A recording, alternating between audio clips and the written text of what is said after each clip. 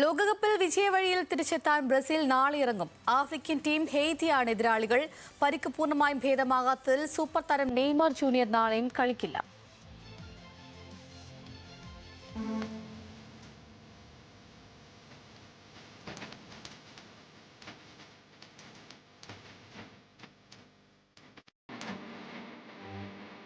ഒത്തിണക്കമില്ലാതെ താളമില്ലാതെ Brazilian football.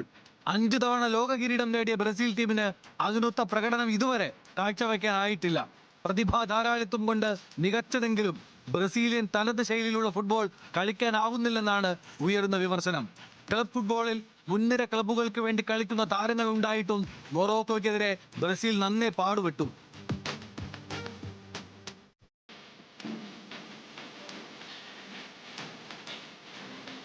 European ഫുട്ബോളിലെ അതികായൻ പരിശീലകൻ Carlo ആഞ്ചലോട്ടിയുടെ തന്ത്രങ്ങളും ബ്രസീലിന്റെ കളിയിൽ മാറ്റമുണ്ടാക്കിയിട്ടില്ല. ഗോൾ നേടുന്നതിനേക്കാൾ കൃത്യമായി പന്ത് കൈമാറാൻ പോലും കഴിയാതെ താരങ്ങൾ പ്രയാസപ്പെടുന്നത് ആരാധകരെ പോലും അമ്പരപ്പിക്കുകയാണ്.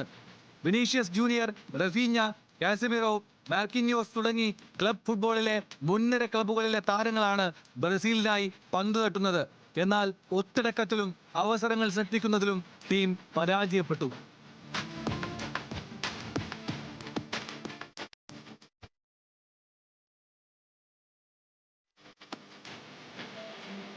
ഹെയ്ത്തിക്കെതിരെ സൂപ്പർ താരം നെയ്മർ ജൂനിയർ കളിക്കില്ല. ടീമിനൊപ്പം പരിശീലനം നടത്തിയെങ്കിലും കായികക്ഷമത പൂർണ്ണമായും വീണ്ടെടുക്കാതെ കളിപ്പിക്കേണ്ടതില്ല എന്നാണ് ആഞ്ചലോട്ടിയുടെ നിലപാട്.